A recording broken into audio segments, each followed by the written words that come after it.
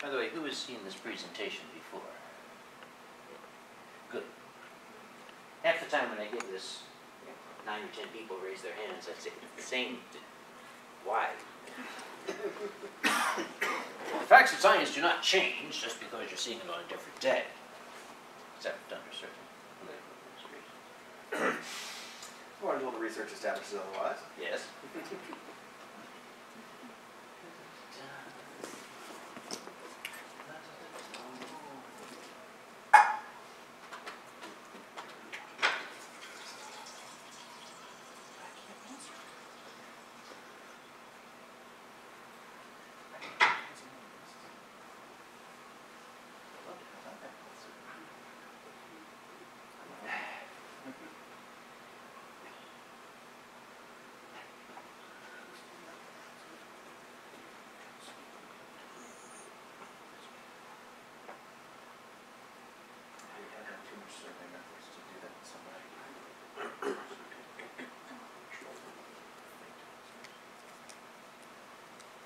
Still have a minute and a half.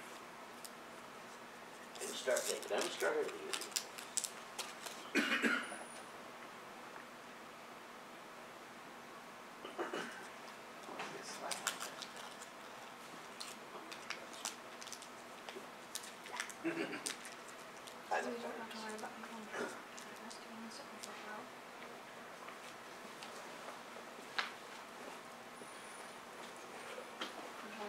That works out. This way I don't have to like call on people in the back of the room.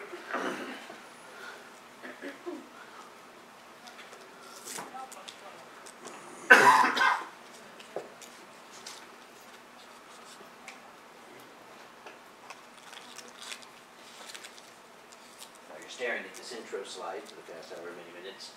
I'm Okokake. Outside of the furry fandom, I'm called Dr. Sango Conway. I'm a scientist. I don't just dress this way. This is my work clothes. I have a doctorate in chemistry from Dartmouth.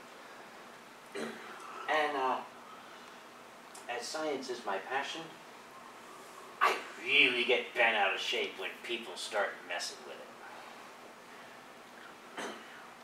Now this is a small audience, so I'm not going to look anybody in the eye, and I'm not going to ask anybody to raise their hands and embarrass themselves. But of these 6 people here, there is a finite probability that one of you is wearing a magnet because you think it is going to cure your ills. Why do I present it at a furry convention? Well, number 1, I'm a furry and I go to conventions. Number 2, this seems to be a very trusting lot. We tend to believe things and I don't know why.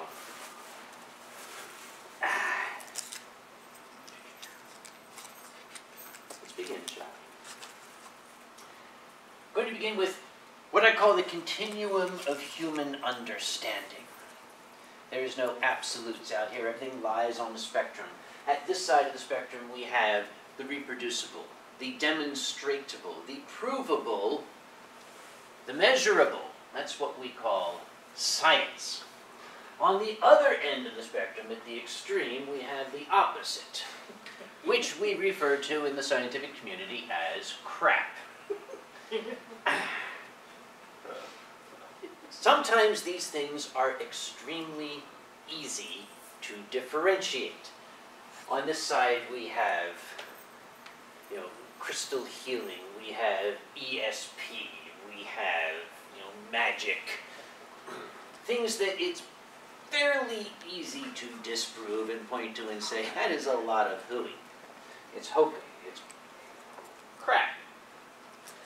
What happens, though, when you take crap and you dress it up in the trappings of science and try to sell it to people, making them believe that it is something real? We call this pseudoscience. It very specifically refers to crap dressed up in the trappings of science. Oh, look at that. Dr. Mehmet Oz. He and I are old friends. We go back a long way. Talk a little bit more about him later. This is not something that was invented in your generation or my generation or even your grandparents' generation. This has been around a long time. These are ads from the 50s. Oh look, science discovered it. You can prove. No unpleasant aftertaste. Scientific proof here. Oh, and here's the biggest plus in cigarette history. It's the only cigarette which has been proven to find no unpleasant aftertaste. Oh, what do we have over here? Oh, scientific evidence on effects of smoking. They had a little different science back then. Oh, let's see. First and only blah, blah, blah. Oh, here we have, he's a scientist, right? Yeah, this must be true because we got a scientist. See, he's got his microscope and his cigarette that he's smoking in the lab. And, you know, he's obviously a science guy. Who this guy is, I don't know. Now, I want you to consider two statements. Take this magic charm. It contains mystical powers that make all your pain vanish forever. Compare that to this clinically tested device can reduce pain up to 98% by realigning the natural electromagnetic impulses of red blood cells, thus improving circulation. These are the same statement. They say the same thing. But the one at the bottom uses all sorts of sciencey sounding words. Isn't this one going to be a little bit more believable than this one? Even though it is in no way more accurate. By the way, here's the joke. That's not a joke. I found that statement on a page selling the Norso brand Pro Magnet. Oh, it's used by a NFL professional football team. I'm not going to tell you which one. See how science it is? See, we have powerful magnets. And we have an artery going to the heart. Which it actually doesn't do. But anyway, oh, look, see, in a magnetic field, all your blood cells are just, they're lining up. If you don't have a magnetic field, your blood cells are just chaotically crashing into each other. But if you get them all lined up, it increases the surface area. It allows them to pick up more oxygen and release more energy. No, it doesn't. It doesn't. It doesn't work that way. Your blood is not ferromagnetic. Now, people hear that there's iron in their blood, so, oh, obviously the magnet must affect the iron. It doesn't. It doesn't. It never will.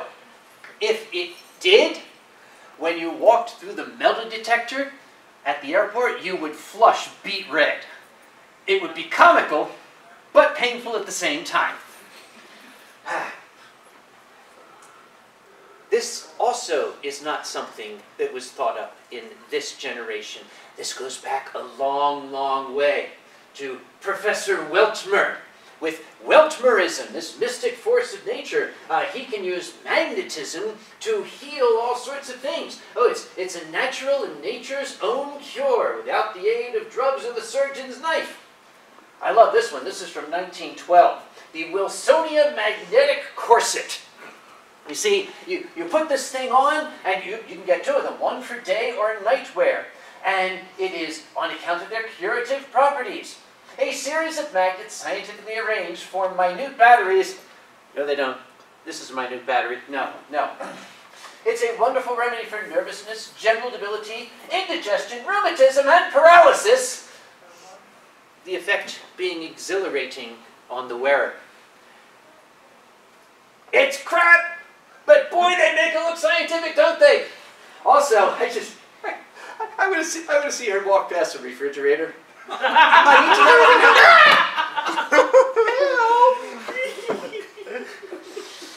would you say anything, Steele? Take home lesson number 1. Magnets are not medicine.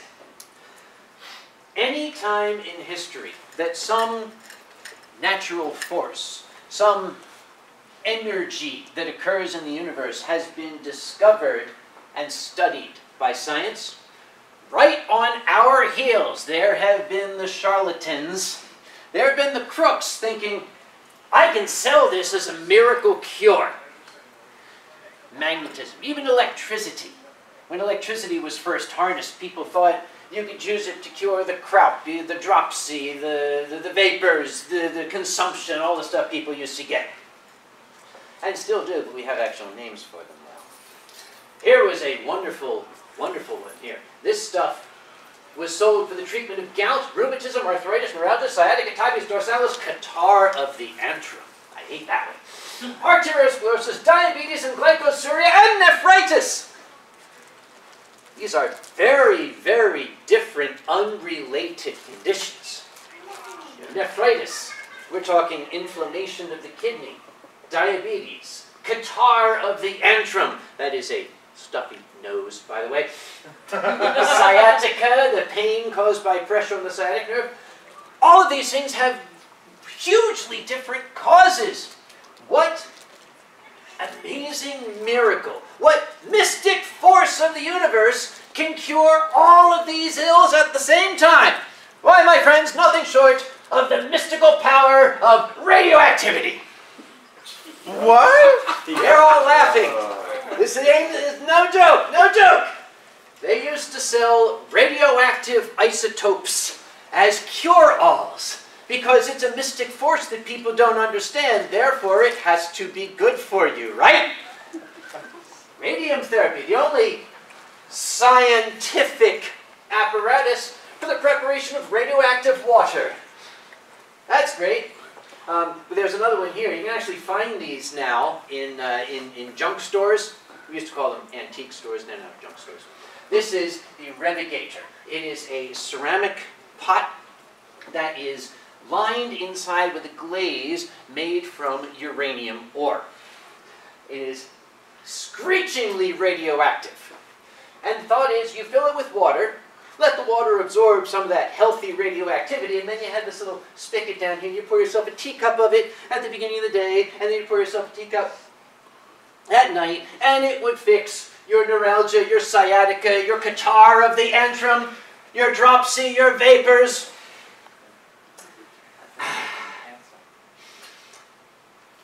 Be very, very wary. Anytime you see something that claims to cure multiple conditions that aren't related to each other, that is your first indication that somebody is trying to sell you a bum steer. Do people still say that? You don't know what that means, right? It's an old people statement. Does it mean like steal with your butt? Yeah, well, yes, that's exactly it. You know, catarrh of the antrum. I have a cold. I have sciatica because there's pressure on the sciatic nerve because of a slip disc in my spine. What is going to affect the systems of your body in such different ways and cure both? It doesn't happen. There is no miracle cure. Nowhere, nowhere has science been bastardized more than the personal grooming industry. Because people are vain. People want to look good. And the biggest criminal out there is the hair growth industry. Let's look at some of the history here. We have 1923. This is the thermocap. And here we have a gentleman in a vintage 1923 photo wearing his thermocap. It basically uses the mystical power of infrared radiation, known to you and I as warmth. It warms up your scalp. And I guess it warms up the scalp and that, you know, stimulates it and it makes the hair grow or something like that. That just looks deadly if you plug that thing in. This looks more like an execution device if you ask me. Yes? So I have actually done a little bit of research, and part of what they're saying true, it would help increase hair growth. Problem is they're selling it to start hair growth instead of increase it. So it would help me a lot. Someone who's going bald, it's not going to do anything for. Exactly. Let's say the questions at the end because I don't know how much time I got. Okay. You got an hour and a half. I do? Yep. Yeah. Then I'll talk slow.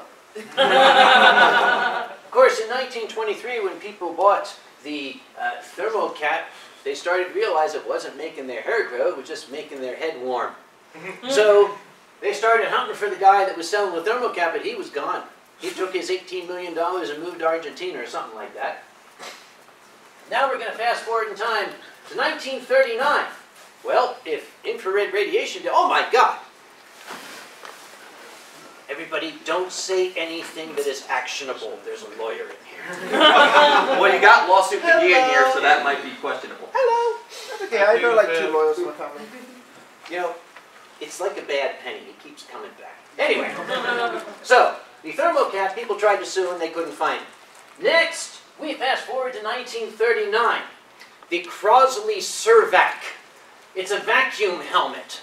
Well, okay, if warming the scalp didn't make the hair grow, then maybe you could, like, suck the hair out of the scalp or something, I don't know.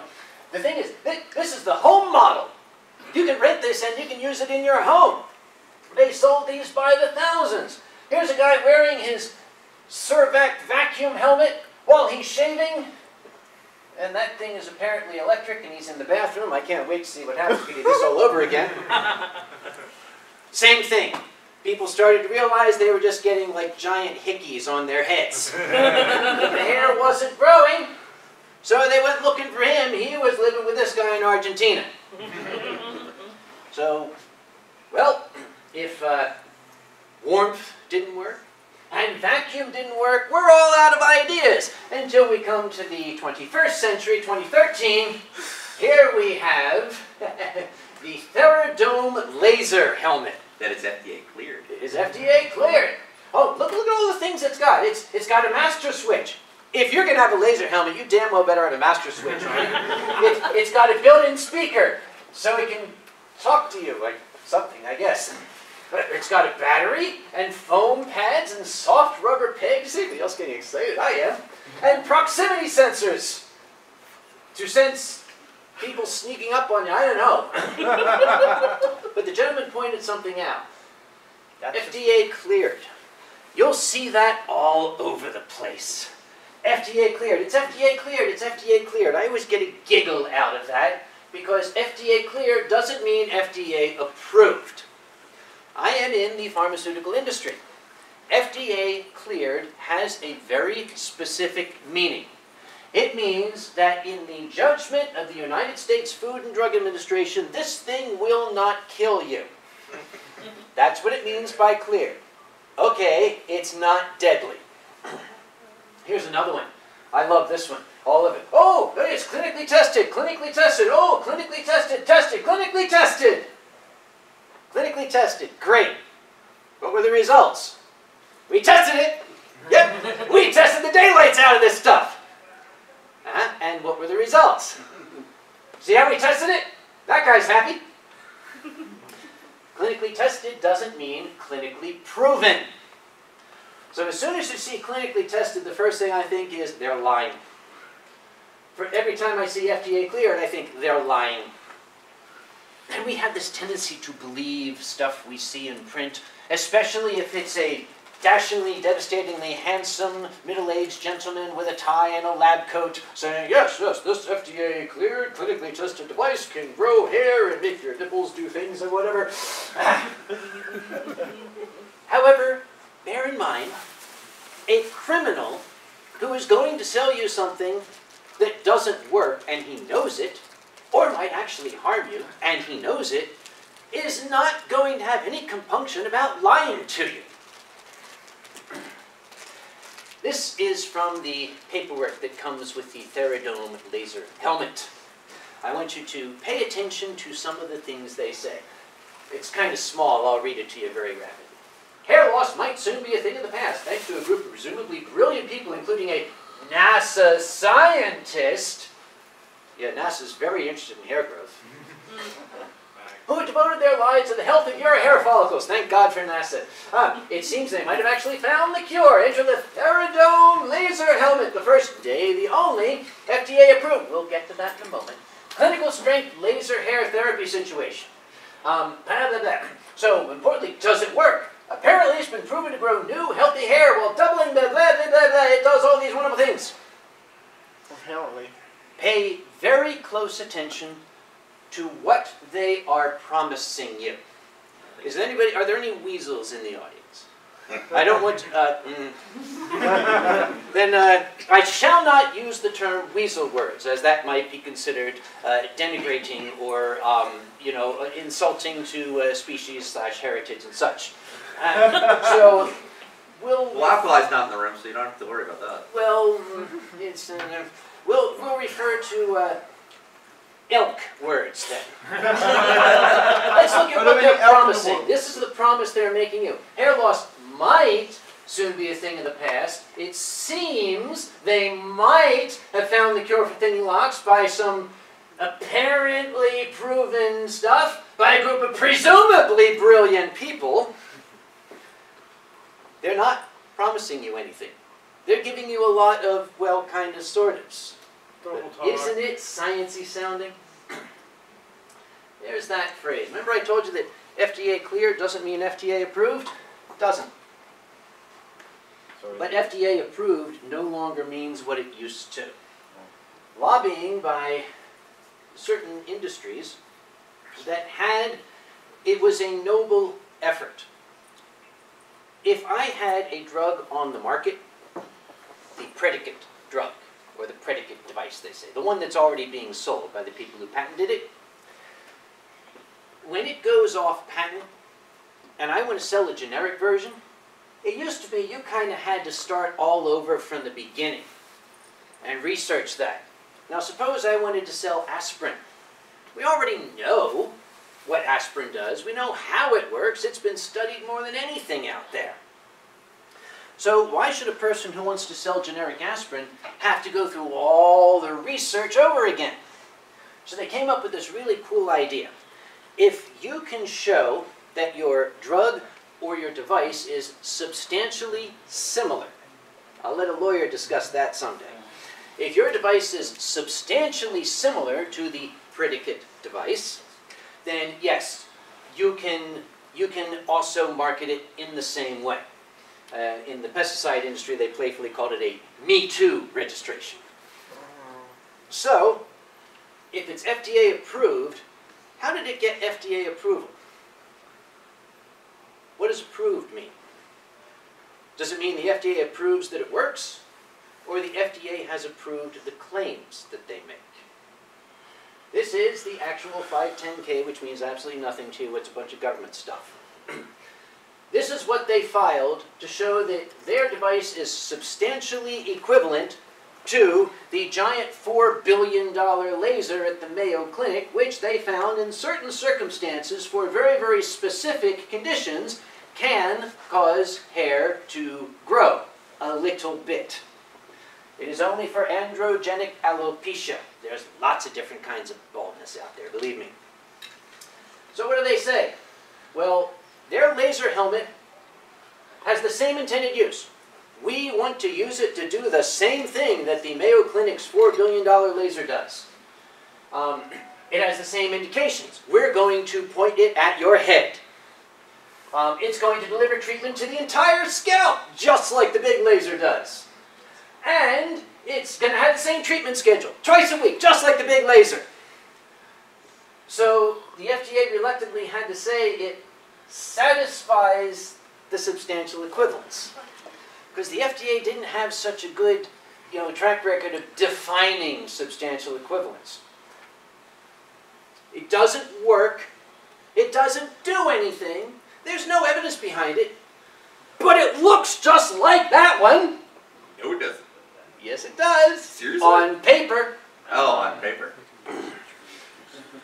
Remember this guy? Oh, As I said, Mehmet Oz is an old friend of mine. We go back years. He was an asshole then, and he's an asshole now. I don't know if this is actionable. I don't care. Let him sue me. I will kick him in the degree. Oh my goodness. Oh, that's a graphic from the very first slide. It must have gotten. I'll fix it later. Sorry. Dr. Oz, for a number of years, was experimenting with screwing with people. He was pushing Garcinia Cambogia. And you can still see this stuff everywhere. Oh, Dr. Oz was all over Garcinia Cambogia. What is Garcinia Cambogia, whatever the hell? It is a miracle weight loss supplement. You can take just a couple of pills of this stuff, and you'll just shed hundreds of pounds in a matter of weeks. That kind of got my attention. It's a scientist thing. I would like to see some data. So I went searching, and I looked first at Dr. Oz's description. How does it work? Maybe he'll describe it. Well, let's see what sort of sciencey things he says. It increases the levels of serotonin in the body naturally. Okay, that's good. Does anybody know what serotonin is? Anybody know what it does? Makes you sleep. Serotonin is a brain chemical. It regulates mood. Yep. And it actually could turns into melatonin, which helps you sleep and regulates the sleep cycle. It also can make you crazy. Serotonin DMT. uptake blockers are used as antidepressants. And they have to be carefully controlled by your doctor because you get the wrong dose or the wrong particular one. You start messing with the brain chemicals, you might create something you didn't want to create. So, my dieting person is turning into a psycho killer. Okay. It increases the ability to burn fats. It blocks the enzyme citrate lyase that tells the body to make fat out of carbohydrates. So this is the claim. You take this miracle Garcinia Cambogia extract and you ingest it and your body will not convert carbohydrates into fats. So you can eat anything you want and you won't get fat. Time to hit the literature and find out about this research. The original research that I found, I'm going to use the word research loosely. It was not in what we might say was an approved periodical. The results were published on a set of, I believe, 6 people, which is a very small sample size, in the country of Cameroon. And they said, yeah, we took these 6 incredibly fat people and we fed them Garcinia Cambogia and each one dropped 300 pounds in a week. Oh, what I found most was follow-up studies, which is what good scientists do. And I found this lovely review article. This is from the World Journal of Gastroenterology, 2013, August of blah, blah, blah, blah. Garcinia Cambogia attenuates diet-induced adiposity for the sex race. Okay, let me give you the bottom line.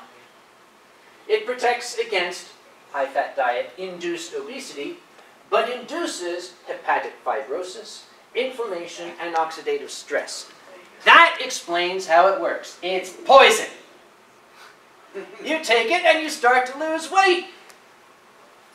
What a brilliant idea! We'll just give people poison. You know, shed ugly pounds with the arsenic plan. You know, you're tired of carrying that spare tire? Try some strychnine. Lose weight fast with the AIDS diet plan. Don't laugh. It used to be called that. They had it was called the AIDS diet plan. Then they kind of had to change the name. There's a story behind that. What is it called now? And I believe I think they became Weight Watchers. I think that's where that came from. What? So, how could Dr. Oz, by the way, if it's too good to be true, it's not. It is absolutely not. How could Dr. Oz, who is apparently, presumably, a man of medicine, actually try to sell people stuff that is toxic to them, that will give them perhaps the physical effect they want at the cost of their health? Number one, he's a mean guy. Or number two, maybe he can do it in good conscience because he knows there isn't actually any Garcinia Cambogia in the pill. A couple of months or years ago now, saw the greatest thing. It made me happy within my clothing. When I saw this headline, when they dragged his butt up in front of Congress to explain all these things about Garcinia Cambogia. Cover your children's eyes. Thank you, Dr. Oz. Okay. So old Mehmet here, over the years I have used a lot of words, and if they are actionable I will defend myself and continue to use them. I use all sorts of words to describe this medical genius. But there is one word that I don't use for him. One word that I reserve specifically for this man, and that is monster. That man is Andrew Wakefield. Who is Andrew Wakefield? I'm glad you asked. Let me tell you a story. Back in 1998, an announcement came out in The Lancet, probably the most prestigious medical journal in the world.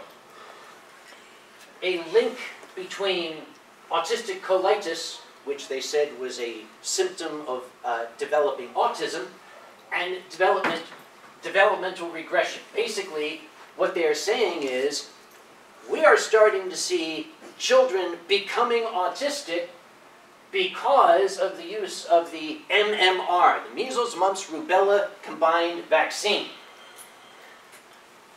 Even before the article came out, he held a news conference where he stated that the MMR vaccine should be suspended in favor of non-combination vaccines. Guess what? We didn't have any non-combination vaccines. Everybody was using the MMR vaccine. Measles, mumps, rubella, who cares? You're all young. Thank God. Very few of you have ever seen a child with measles. Very few of you have ever seen a child with mumps. Measles, mumps, rubella, whooping cough. These are not cute little childhood diseases. They kill children. They disfigure children. Yep. They rob children of their hearing. Those diseases themselves can cause developmental regression. They are horrible diseases that we developed the vaccine so that people wouldn't suffer from them anymore. Now, all of a sudden, Dr. Wakefield's saying, oh my God, the autism epidemic is being caused by the vaccines. What happened? Predictably, what happened? Everybody went crazy. Oh my God, oh, the vaccines, that's it. That's why my child is autistic. It is the vaccine, that's what did it. There must be a reason. Well, he's autistic because he's a genius.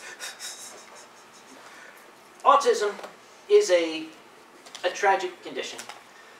We don't know right now what causes it. We don't know why the incidence seems to be advancing. We would love to. But one thing we do know, there is no simple answer. This is not a cut and dried, oh, that's the cause. There are probably dozens of factors that we have yet to put together. We have yet to put together. Give me a second here. So, the autism epidemic, which has been recognized throughout the world. Hi! I'm listening, I'm just tired. They don't let you throw chalk anymore. What about erasers? Where was I? Okay. Oh my God! Vaccines are causing autism, so what happened? Vaccination rates in the UK, after that came out, dropped from about 93% to 73%. In the City of London, as low as 50%.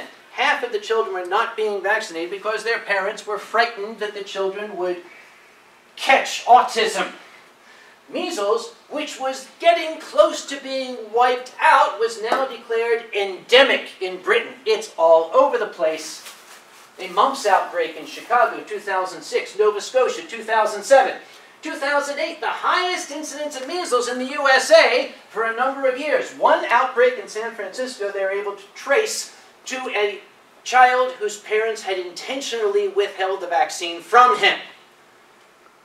2011, 26 cases of measles in a single county. We had not seen things like this happen since the 1950s. All of a sudden these diseases, these horrible, dreadful diseases are coming back. Through 2011. And then, my absolute favorite, December of 2014, the happiest epidemic on Earth. The measles epidemic at Disneyland. When some schlub brought their unvaccinated child. Now the vaccine is administered, I believe, at the age of 2. Before the age of 2, if you got a little tiny kid there, kid's going to get it if there's somebody there who's got it. It raged through Disneyland. I shouldn't say it's fun.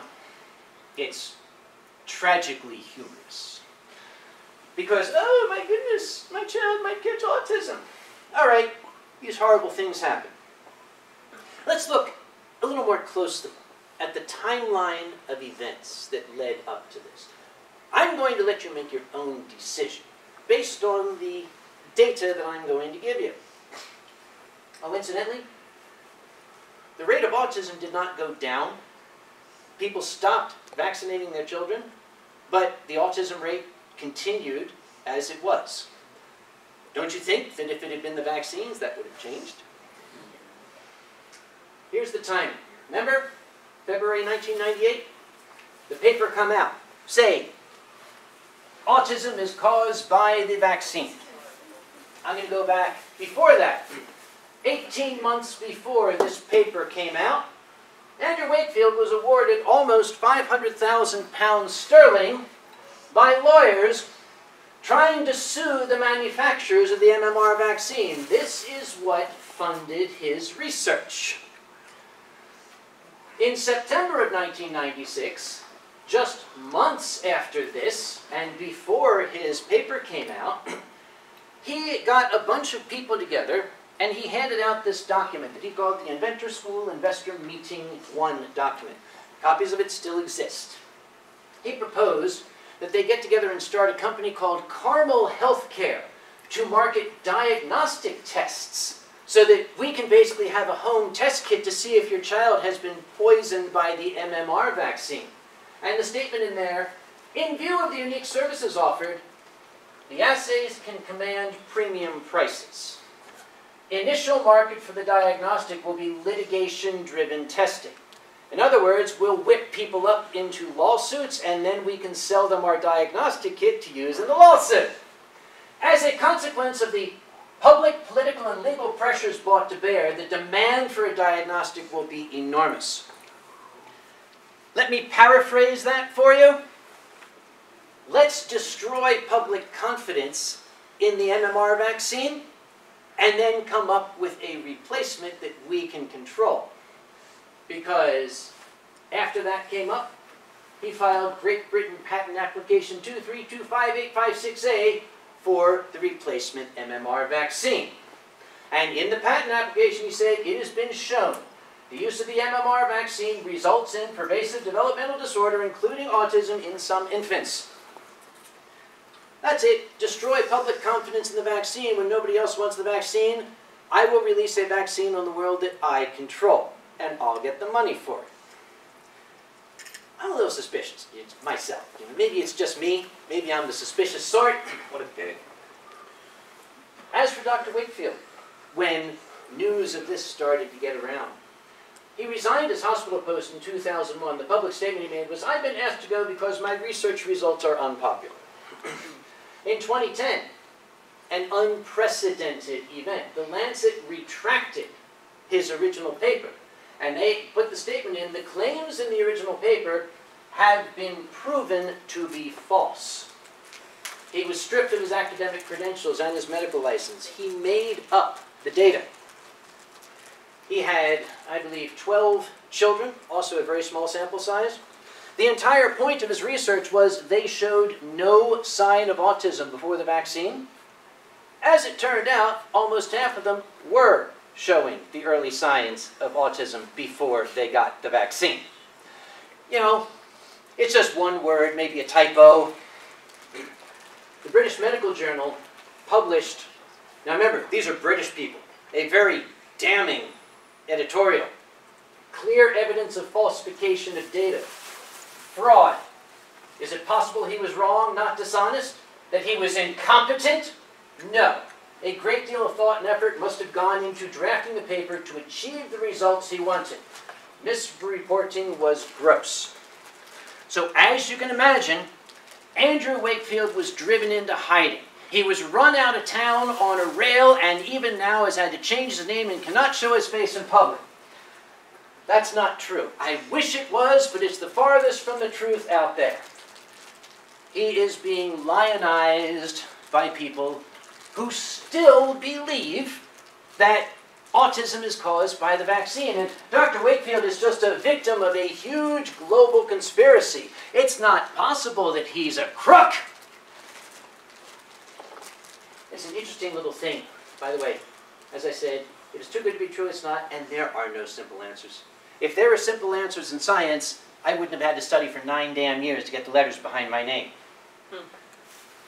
And still studying today.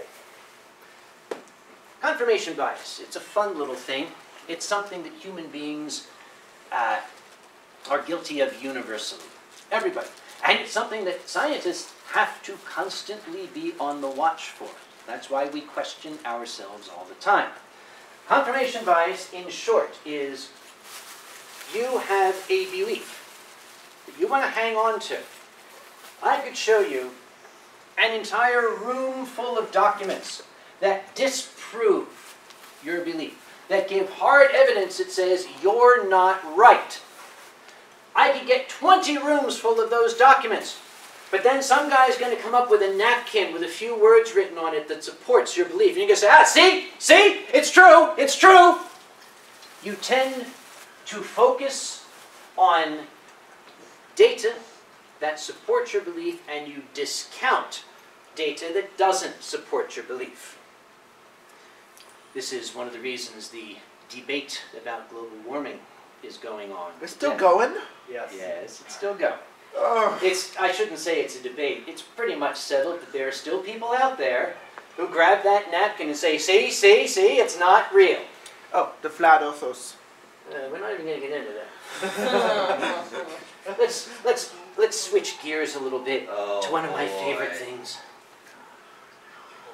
When I went to Convergence down in Melbourne, I stopped in New Zealand, or as they say down there, New Zealand, and I happened to see in a store this interesting device. It is a box o' pills. It is no jet lag.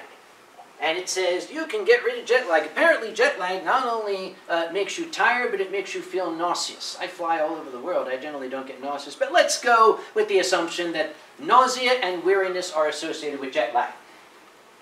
Each packet contains 32 pleasant-tasting, chewable tablets. It's safe for all ages, does not react with any medication, free from side effects, guaranteed to help you cope with jet lag.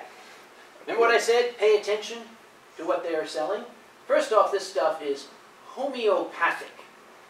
That word homeopathic has sort of entered the national conscience as synonymous with safe and natural, although we're going to delve deeper into the definition.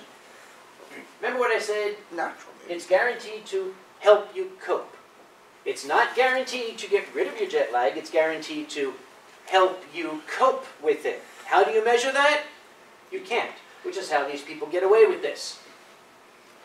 Homeopathic. You see who this gentleman is? This is Dr. Samuel Hahnemann. He lived in the 18th century. Hahnemann, like Ad Hahnemann? There is a hospital named after him in Philadelphia. He also could have benefited from the Therodome laser helmet, but Dr. Hahnemann was a natural philosopher in the 18th century. At the very, very end of the 1700s, he became interested in this cute little plant that they were bringing over from South America, the New World. And he said, gee, this is called cinchona. And apparently the natives in South America used this to treat malaria. Now there are all sorts of remedies out there that do have natural sources, penicillin being one of the most famous. So Dr. Hahnemann decided he wanted to study this. Well, let's see. Here's what they were telling him. That malaria, being a dreadful disease, causes fever, tremors, joint pain, and sweating. So if you can find something to cure it, that must be great. So he did what any good natural philosopher will do. He sent away on Amazon for a big box of this stuff. And it got delivered the next day by drone, a bunch of bark from a tree. So he just started gnawing on it or something, I guess. He decided, I will take it myself. And he took this extract of the cinchona plant and he developed fever, tremors, joint pain, and sweating. Now wait a minute. It's supposed to cure these things if somebody has it. I don't have these, but when I took the cinchona, it caused them. Oh my God! Brilliance! Yes, breakthrough! He decided that meant that he could publish the law of similars, a substance that causes a symptom in a healthy person will cure that symptom in an unhealthy person. Isn't that based off of like a type of magic that they were talking about in the Middle Ages or something? Yes. Oh, okay. Because remember, this was 1799. We weren't that far removed from the Middle Ages. Just remember that cure for poisons found in the poison. If you've got, swelling and redness, you could apply some bee venom. Because bee venom will cause swelling and redness. So if you have swelling and redness already, put some bee venom on it and it will fix it. If you had itching, put some poison ivy on it, because that will not make it itch. If you're having trouble breathing, take some arsenic, because arsenic makes you stop breathing. I feel like I need my inhaler now. Now, when Dr. Hahnemann started lining up volunteers to try this out, they were a little leery about the whole poison ivy and arsenic thing. So they said, how are you going to give it to us? And he said, well, I'll dilute it down. We'll try giving you a tiny amount so we can see how much it will take to let it work. I hope he paid these people a lot. It just goes to show that college students have not changed over the centuries. Okay, so what he did was he said, I'll dilute it down. How far should I dilute it? So he took a drop of the extract and he put that drop in a glass of water. And he stirred it up. And when he applied it to his volunteers, they said, I feel better. Maybe they said that because they didn't want him giving him any more. So he took a drop of that and he put it in a glass of water and stirred it up. And he kept doing that, and people kept saying they felt better. This is a gentleman who lived in what is now called Poland, a few centuries before Dr. Hahnemann came along. This gentleman we call Paracelsus. That wasn't his real name. His real name was Shecky Greenberg, but we call him Paracelsus.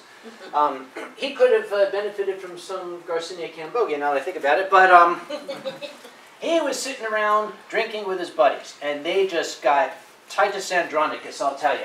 And he said to his guys, he'd say, hey guys, wait.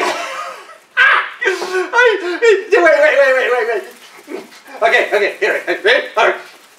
Everything's poison. You just don't know what you get. Which is how I imagine it happened. So the next day he wrote that down. All things are poisons, for there is nothing without poisonous qualities. It's only the dose which makes a thing a poison. Aspirin, in a certain dose, will fix your headache. You take too much of it, the overdose, and it can be deadly. We call this now the study of toxicology, and Paracelsus is considered the father of modern toxicology. The dose response. How much of a substance does it take to have an effect on your body, and then at what point does that effect become different? That's why your aspirin has a dose of either 325 or 500 milligrams. You don't have 40 milligram aspirin tablets out there, that's too small.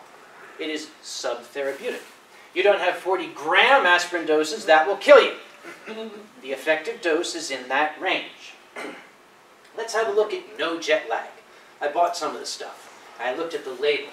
Let's see what it has in it. It said, well, it's got Arnica montana, leopard's bane. This is the furry relation to this talk, by the way. It contains the toxin helenoline, which produces severe gastroenteritis. It gives you a massive tummy ache. So if it causes a tummy ache in a healthy person, then it will have to cure the tummy ache in the jet lag sufferer who has it, right? According to the theory of homeopathy. It also contains ipecacuanha, also known as ipecac. It contains emetine and cephaline, both strong emetics. You know what an emetic is? It makes you puke. That's what they do. You've heard of ipecac.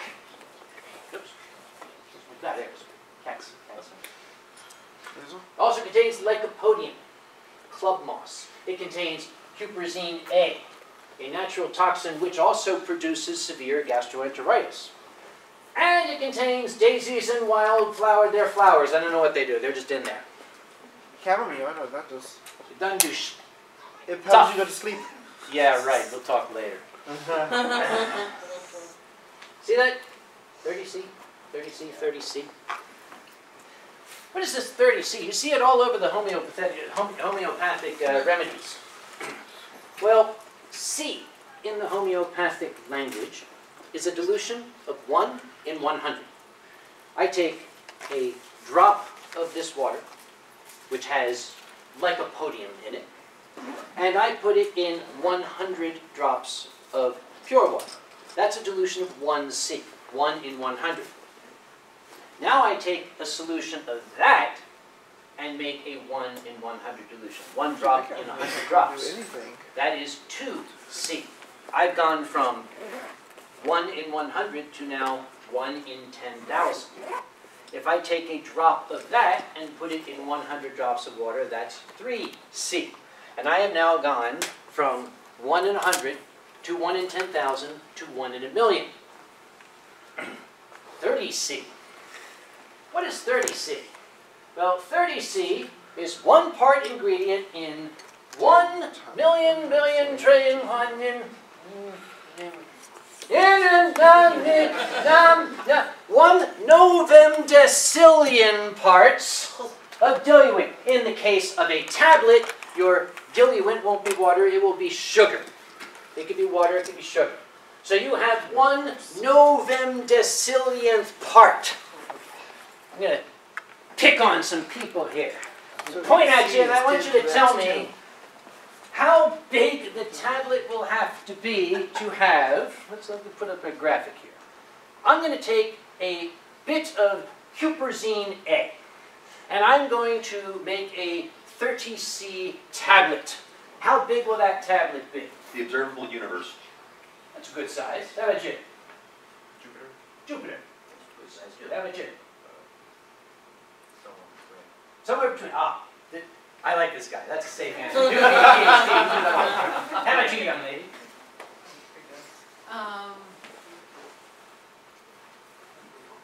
Yeah, I'd say like 1 part, so like a beach or sand. A beach of sand? All very good answers. Some of them close, some of them not so. I don't exactly In understand. order to get a 1 salt grain sized bit of huperzine A at 30C, my tablet, and I calculated this, will have to be 137 trillion kilometers in diameter. Sorry, 134. 134 trillion kilometers. That is 18,000 times the distance from the Sun to Pluto. That is a big tablet. If you're a astronomy geek, by the way, that is 7 billion kilometers. We're talking about 4 parsecs, a tablet 12 light years across. Okay, maybe that's not fair. Maybe a salt grain size, that's too big. That's too much. Let's go down, by the way, Alpha Centauri, the nearest star, is 1.3 parsecs away.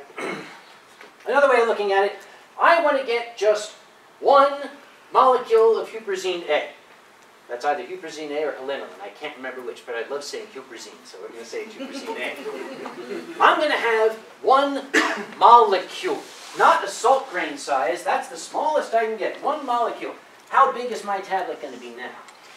Probably about the size of the Earth. Size of the Earth? Not bad yet. Probably bigger, but we don't know. Another PhD. Yeah. No, I didn't. You could be a master. Yeah. The size of Mars. The size of Mars. Also very good answers. Nobody got close. That tablet will be smaller than 12 light years, but it will still be 18 billion times the weight of the planet Earth. 18 billion Earths worth of tablet to find a molecule. Okay, in other words, there isn't any in the glass of water. Statistically, there couldn't be. This glass of water would have to be 18 billion times the weight of Earth to have even a molecule of huperzine A in it. Here's some of my favorite stuff. Belladonna. It's a 30C belladonna. Deadly nightshade, they call it. It contains atropine, scopolamine, hyoscyamine. It's a damn good thing that they have that at 30C because I don't want deadly nightshade in my body in any good concentration. So fortunately, that tablet would have to be 12 light years across to have just 1 molecule of scopolamine. Because those things, if you're poisoned by them, they cause sweating, flushed skin, tachycardia, fever, and delirium. They sell these for treatment of fever with sweating. Homeopathy causes this, so it'll cure that. Even though there's no molecules of scopolamine in there at 30C. How about this stuff? What? 200C. Don't worry about the K. Louis C.K. paid for this presentation. But what is the I tried to calculate that and Microsoft Excel crashed. You cannot calculate that number. 200C is physically impossible because it is greater than the theoretical number of molecules in the known universe. I can safely say there's no belladonna in here. Yeah, that was Microsoft Excel when I tried to do this. So let's think about it. In this glass of water, which some point upstream, you know, a couple of years ago in a plant, it might have seen a molecule of huperzine A, but they say it still works. It'll get rid of my fever with sweating. How could that be? Remember I mentioned confirmation bias? How you are so bound and determined to believe something, you'll discount all data to the contrary and start seizing onto even questionable data that supports your belief. This is a French guy. His name is Jacques Benveniste. He looks French, doesn't he? He's sitting there drinking his Red Bull. He was trying to come up with the ideas to why homeopathic things actually work. So he said, the structure of biomolecules can be impressed on water. And then the water displays some of the activity of the original biochemical. In other words, you don't have to have the molecule in there. The molecule leaves a molecule-shaped hole in the water. And it's the molecule-shaped hole in the water that has a therapeutic effect, so you don't need the molecule anymore, it's just the hole. What? You're all laughing. But this is a multi-billion-dollar-a-year industry. People selling this stuff. Oh, it works. Yeah. Now, you'll even find insurance will pay for this. There are pharmacopoeias that have homeopathic stuff in it. A couple of years ago, I gave this talk in California, and I was criticized afterward by a colleague. And I thought, okay, you're not telling me you believe this stuff. He said, no, see your presentation. You made all sorts of statements making fun of it, but you offered no evidence contrary. I said, you know what, you're right. So let's look at a little bit of this. Homeopathy is based on a fundamental lack of understanding of the nature of disease. In Samuel Hahnemann's day, they thought that disease was simply a collection of symptoms. They didn't know what bacteria were. They didn't know what viruses were. They didn't know about the human immune response. The symptom was the disease. Flushed skin was the disease. They didn't know about the underlying cause. So lack of data.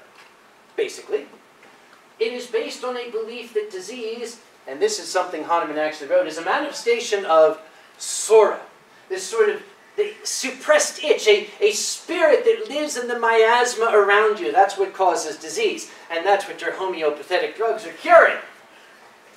Hahnemann also believed that you could fix everything by balancing the body's humors by opposite effects. Your body is out of balance. That's why, if you're flushed, you need to add something that causes flushing so your body will be back in balance. This is not a generally accepted medical theory today. Just Again, yes? out of curiosity, even when people in Europe in the Middle Ages thought that, there were people in other parts of the world that were further along with their understanding, weren't That's they? because in other parts of the world they weren't setting them on fire. No. They had no concept of bacteria, no concept of viruses, no concept of allergies. And if the theory of infinitesimals is true, the theory that you get effect out of infinitesimally small, then everything is homeopathic. I keep wanting to say pathetic. So that means I just drank a bottle of water. Oh no, it had strychnine. It had everything. According to the theory of homeopathy, everything I need is in this glass of water, in homeopathic quantities. Why should I pay somebody for it when all I have to do is pour it out? And that glass of water is not going to fix the flu, even though it's got all the homeopathic qualities of flu medications. This is horrible. It I is always horrible. thought homeopathic was just using say using leaves instead of herbs instead of pills, like how you would use stevia leaf crust instead of filtered, concentrated in a wee diluted stevia. That's the bill of goods they try to sell you, but it ain't true. This is what homeopathy means. If the theory of homeopathy were true, you would never get ill, because all you'd have to do is drink water. If the theory of homeopathy were true, the world would be different. There are homeopathic quantities of Hitler's sperm in here. Why do we have the problem we have now? I'm sorry, I shouldn't. Oh, touche. Now, some people will tell me, well, maybe, okay, remember I mentioned the dose-response relationship? We can measure the dose-response relationship. I can tell you, I can say, aspirin, 325 to 500 milligrams, that is the therapeutic dose. The theory of homeopathy goes completely counter to that. We can measure this. We cannot measure homeopathic responses. It's a liquid. It can't hold shape. Just physics don't work that way. No, there's no hole in this water. And even if there could be, the tablet isn't water, it's made of sugar. Sugar is not going to hold the shape, especially when you compress it into a tablet. What about the placebo effect? Okay, the placebo effect is real. It has limits. The placebo effect is the body's ability to fool itself into feeling less pain or less discomfort based on the mental belief that one has been given therapy for it. In other words, you can give somebody a glass of water and say, you know, there's oxycodone dissolved in this. I can only give you half the glass, and it'll put you right out. That person will start feeling woozy and whatever. If you don't believe me, take a 19-year-old to a frat party, give him a glass of orange juice, tell him it's a screwdriver, and see how he starts reacting. The placebo effect, however, only really works for pain. It ain't going to work if you got diarrhea. And you notice there are no homeopathic birth control remedies out there? Oh my God. It's real. It only works for pain. Try it next time you have diarrhea. It also only works if you're the one believing it. This is child abuse. This is animal abuse. The fact that people gleefully give this stuff to children who are in pain, the placebo effect is on the parent. The parent says, well, he's not crying as much. It must have worked. My cat seems a little bit more lively after being run over by the dump truck. It must have worked. DVM. Give me that degree back. I'll shove it up your degree. Sorry. But it works! It's not regulated by the FDA. You notice they all have these little statements on there that say, oh, these have not been evaluated by the FDA. You know why? They don't want the FDA to evaluate them because the FDA will come to the conclusion that these don't work. The FDA has identified, and I love reading about these, 287 herbal and or homeopathic weight loss products which actually contain sibutramine and or fluoxetine, Prozac. They actually have active pharmaceutical ingredients in them. They tell you they're natural, they're homeopathic, but they got to make you believe they're working, so they actually put stuff in. Sibutramine is banned, it's toxic. It will poison you. You're not allowed to sell it in the United States. These guys don't get it in the United States. Remember, they're crooks. They don't care if you die. They don't care about lying to you. Once they got your money, they're done. Phenolphthalein. Does anyone know what phenolphthalein is? Phenolphthalein used to be sold, oh, I'll give you a moment there, in this thing called X-Lax. It makes you go. Well, that's going to help you lose weight, ain't it? I took this tablet, and the next day I was 5 pounds lighter. Yep, there you were. Isn't it just, the only use I knew of it was for testing the pH and seeing, like, neutralizing pH, making sure the acid is not, turns basic or basic turns acid. That's how I use it. Granny used it to go. The FDA has identified, as of the time I made this slide, 320 homeopathic sexual enhancement products that they found actually contain sildenafil and tadalafil, which are Cialis and Viagra. These things are not, joyful little happy things. You do have to have a doctor's oversight because they screw with your blood pressure. If you have any other condition that is going to lower your blood pressure, you can have a very dangerous situation. Your blood pressure can get so low that you lose consciousness or worse. Yes, sir? Well, if the whole idea behind the homeopathic stuff is extreme dilution, couldn't those remedies that have that fluoxetine, the Viagra, and the Cialis, couldn't that all have been already present in the water from men who have taken this and gone? It is. Flushed it down? There are homeopathic There's quantities. 1 part per trillion in there. There's probably even more. There are homeopathic quantities of sildenafil and tadalafil in this water. It's probably homeopathic. Say. Homeopathic. you could even say that there's homeopathic quantities of diarrhea in the water. But they actually identify Thank you very much for that. normal quantities and Words like safe and natural are not going to mean anything to crooks, as I said. Okay, here we have a typical pseudoscientific ad. Lipidrill by Bioscience. Most weight loss in a clinical study. And oh look, they have the handsome physician. You know he's a physician because he's casually thrown his stethoscope around the neck of his lab coat that he's wearing. I'll bet he bought that thing on eBay. But people look at this and they want to believe it. They want to trust in science. It sounds sciencey. This guy's smart. Smart people are going to make me better. This is crap, dressed up in the trappings of science. Now, is that harmful? Is that really hurting anybody other than in the wallet? Well, in one case, you could have somebody who has a serious medical condition who is putting all their hope in sugar pills and water. Read about Steve Jobs someday.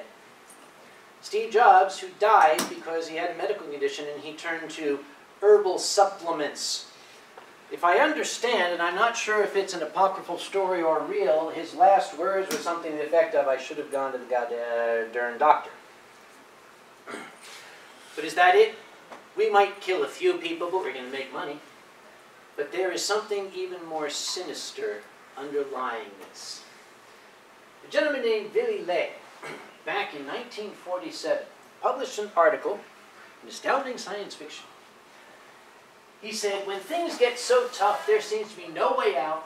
The Russian embraces the vodka bottle, the Frenchman a woman, and the American the Bible. It's true, think about it. The German tends to resort to magic, to some nonsensical belief, which he tries to validate by way of hysterics and physical force. It was the willingness of a noticeable proportion of the Germans to rate rhetoric above research and intuition above knowledge that brought to power a political party which was frankly and loudly anti-intellectual. They classified theoretical physicists with Jews and Marxists. The only thing that gives me comfort is there is absolutely no way something like that could happen today. God. Any questions? Yes. Yes. So, what I thought was homeopathic, what am I actually thinking of? You're thinking herbalism. Herbalism. You're thinking naturopathy. The idea that because it's natural, it's better for you. I don't think it's necessarily better. I still take pills. But the antidepressants I was on from the doctor, I kept getting immune to and having to up the dose to the point where I couldn't up it anymore. So I switched to something else. I'm taking St. John's wort, and it is working for me right now. If it works for you, I'm not going to say another word. Other questions? Yes, gentleman with the ears. So we know that You have ears too. FDA cleared does not mean FDA approved. What does FDA certified mean? I keep seeing FDA certified, and I can't figure out what it means. I don't think it means anything. They paid extra. Yeah, they paid extra and they got a piece of paper. FDA certified. I guess I'm FDA certified because I'm cleared to work with controlled drugs. FDA certified, Uncle Copy. I don't know what it means.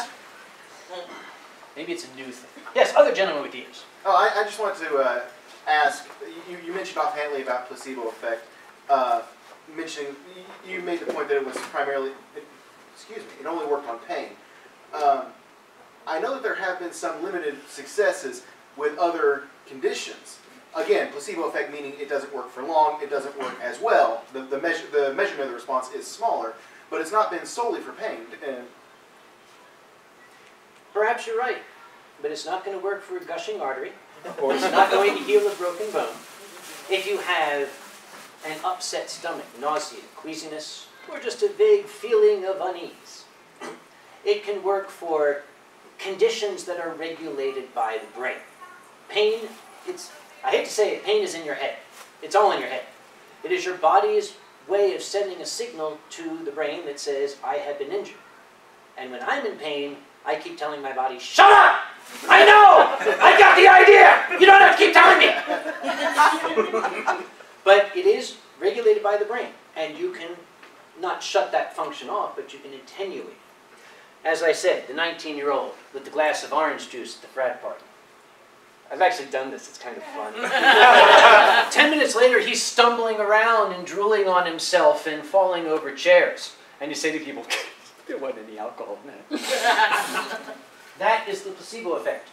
His body is reacting to the mental belief that a therapeutic agent has been given to it. It would be great if it worked for, broken bones. Here, put this battery behind your ear. That will align the brain waves in the pain centers and make the Samuel Hahnemann, John Benedictiste. Natural. Natural. It's natural. Thank you. It works. Give me money. Exactly.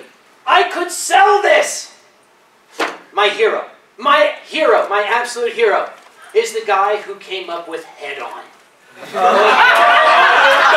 on, applied directly to the forehead. Head on, applied directly to the forehead. Head on, applied directly to the forehead.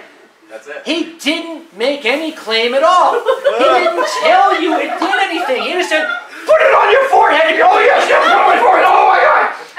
He became a millionaire. He's living down in South America with the guy who came up with the laser helmet and the thermal cap and the Zervac. Yes. Okay, what about certain incense, the therapeutic incense? What is your opinion on those? Therapeutic incense is an ancient concept. My opinion on those, well, there are children present. The idea that pleasant-smelling things can help with illness goes back to the Middle Ages, when people would stuff flowers in their pockets when the plague came to town. Or they would put aromatic herbs in a mask so that they wouldn't catch the ill humors floating through the miasma. I think of today's incense the same way I think of a pocket full of posies to stave off the ashes. And we all fall down. That's where that comes from. Ain't gonna cure you, but hey, at least it smells good.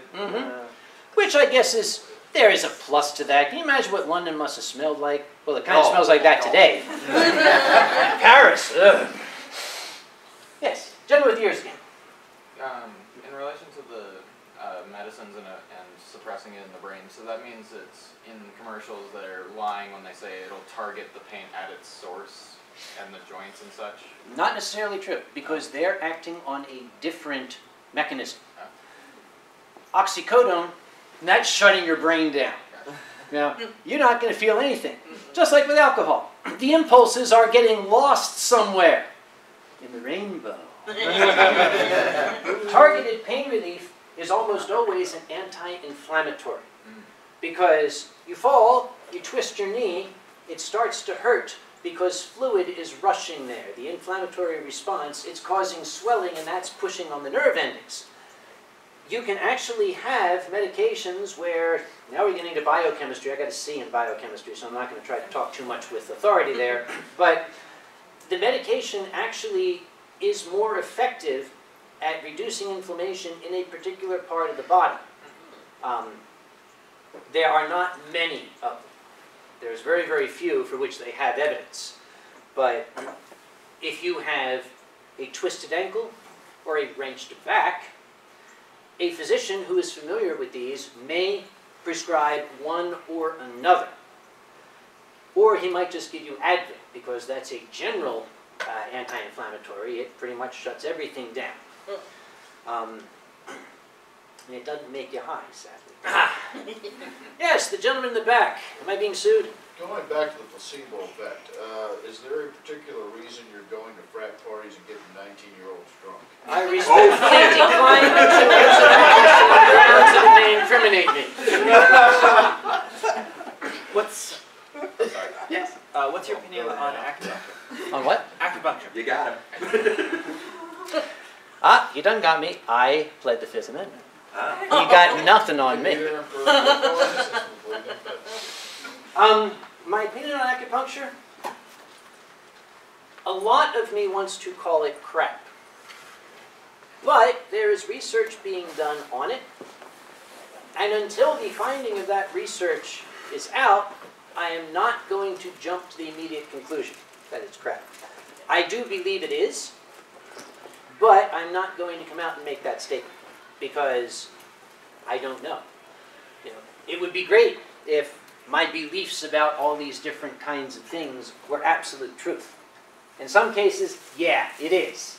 In these cases, but acupuncture seems like it shouldn't work. But as I said, the research is ongoing. They might find out it does.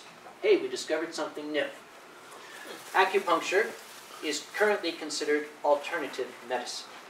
Alternative medicine, by definition, is a medical practice that has not been proven clinically to work. Alternative medicine that has been proven clinically to work is called medicine! Such as penicillin, such as other herbal supplements which have shown therapeutic effects. Just because it's natural doesn't mean it's good for you, but just because it's natural doesn't mean it won't work.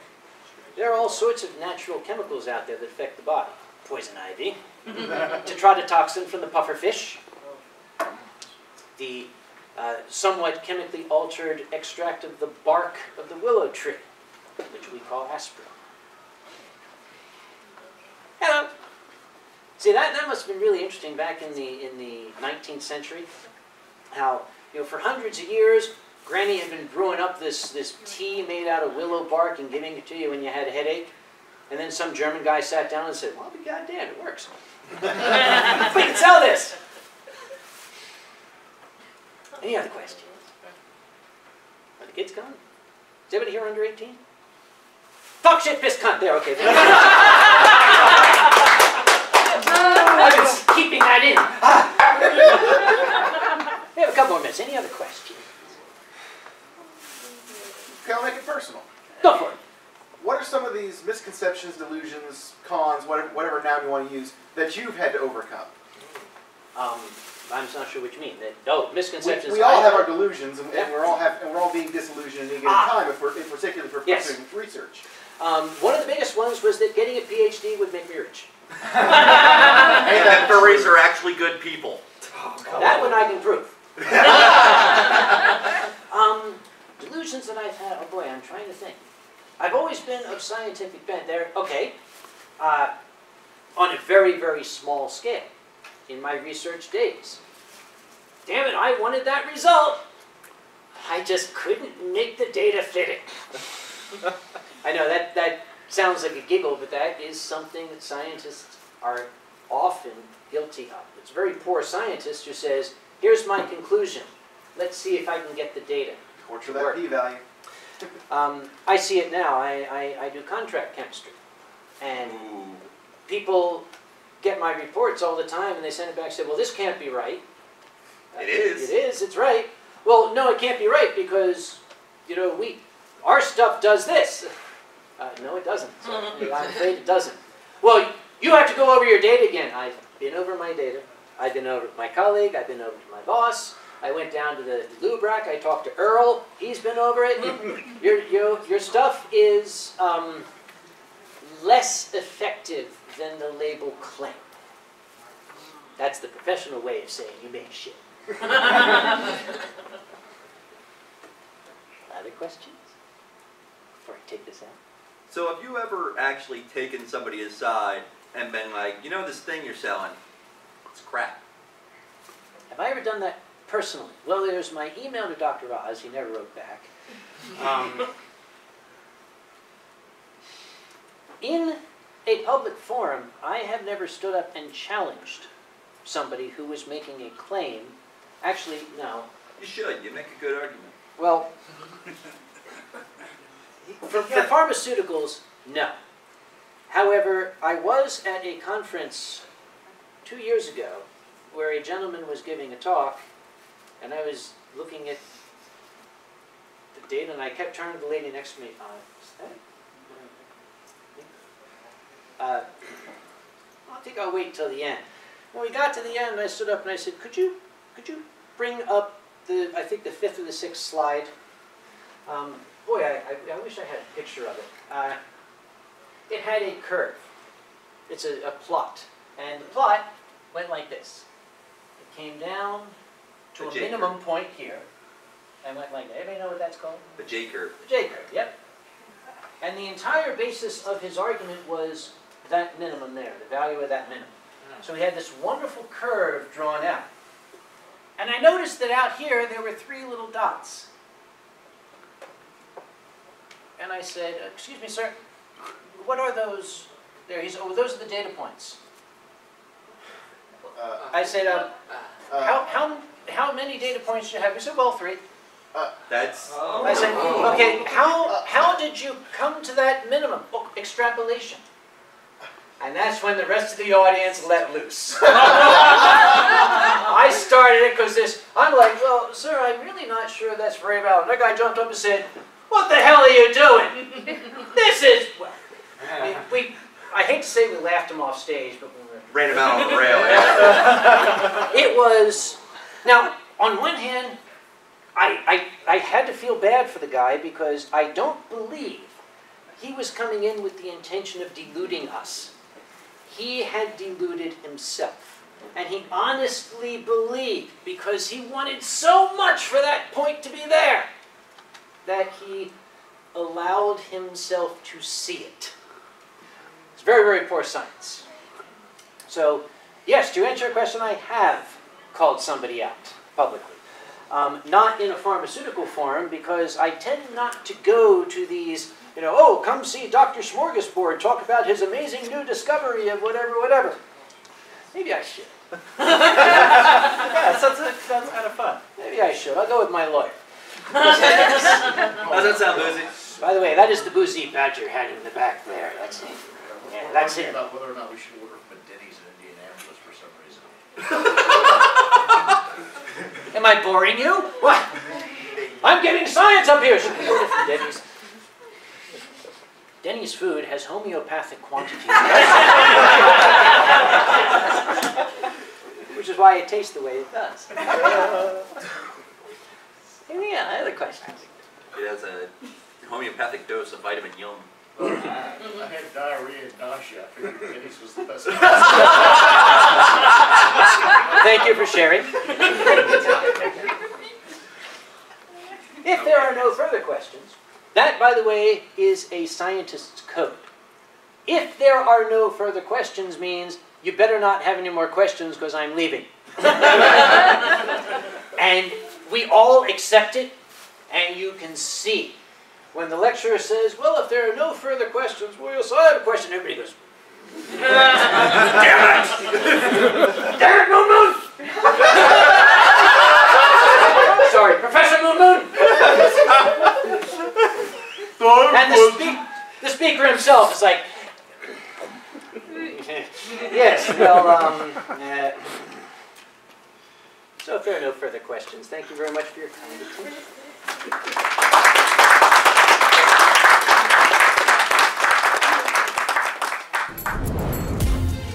Silver Gattoman, he bought me a coffee. Silver Gattoman, here is the song for thee.